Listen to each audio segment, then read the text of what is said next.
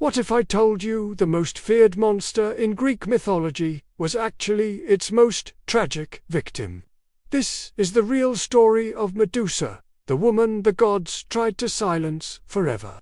In a world ruled by gods who treated mortals like toys, no one imagined that a simple mortal girl would become one of mythology's most unforgettable figures. Medusa, the youngest of the three Gorgon sisters, was the only one who wasn't immortal.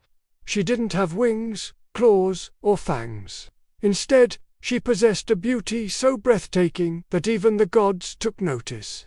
Gentle, devoted, and pure-hearted, she became a priestess of Athena, the goddess of wisdom, a choice that would eventually lead her straight into tragedy. Medusa considered Athena's temple her sanctuary, the one place she felt safe from the desires of both mortals and gods.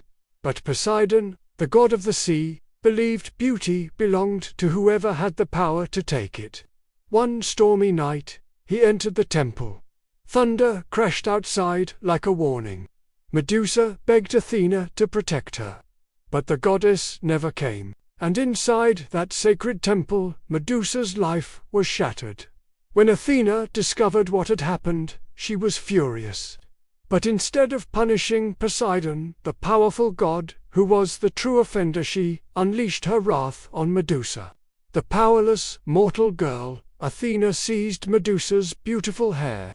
In an instant, it twisted into living, writhing serpents. Medusa's desperate cries turned into venomous hisses, and her once beautiful eyes became weapons of death. Athena declared, "You will never look upon the world with innocence again. Your gaze will now turn all it touches to stone." Medusa pleaded, "I did nothing wrong." But the goddess simply walked away, leaving her cursed, broken, and utterly alone. Athena then banished Medusa to a desolate land of storms and darkness. She was feared, unloved, and isolated. Her only companions were the snakes on her head, not monsters, but creatures who whispered to her in the deafening stillness of night. She could no longer look into water, mirrors, or even her own shadow. Her reflection had become her greatest fear. The world quickly forgot the gentle girl she used to be, and remembered only the monster they imagined she had become. But here's the truth. Medusa never hunted anyone. She only ever defended herself. Yet, warriors seeking glory and kings wanting a deadly weapon hunted her relentlessly. She fought only to survive, and over time, she became a legend, not for her supposed cruelty, but for her incredible endurance against a world that had turned against her. Her story took its final turn with Perseus. To get rid of the young hero, a devious king gave him a mission meant to kill him. "Bring me the head of Medusa." But the gods, seeing a chance to erase their own shame, equipped Perseus with an arsenal of divine tools. Athena gave him her own reflective shield. Hermes offered his curved blade and winged sandals, and Hades provided his helm of invisibility. Perseus didn't know Medusa's truth. To him, she was just a monster, a prize to be won. When he finally found her, she was sleeping, exhausted from a lifetime of running. Using the shield as a mirror to avoid her gaze, Perseus raised his blade and struck. But, as her head fell, something incredible happened. From Medusa's blood, life sprang forth. First, Pegasus, the magnificent winged horse, and then Chrysaor, the warrior with a golden sword. Greek mythology teaches us a powerful lesson here. Even in the deepest suffering, new life and beauty can still be born.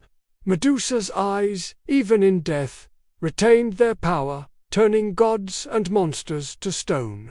Athena later mounted Medusa's head onto her divine shield, the Aegis. It became a symbol of power, protection, fear, and a twisted form of justice. But today, Medusa stands for something far deeper. She is the symbol of every innocent soul punished for a crime they did not commit. Every victim blamed instead of believed.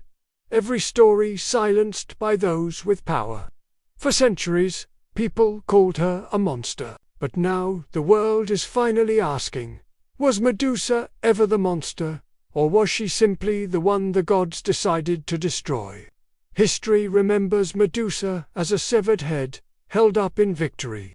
But before the curse, she was a girl pure, loyal, and completely undeserving of her fate.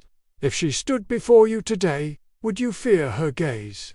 Or would you finally listen to the story no one ever let her tell? Her story ends here, but the question she leaves behind will echo forever. Thanks for watching.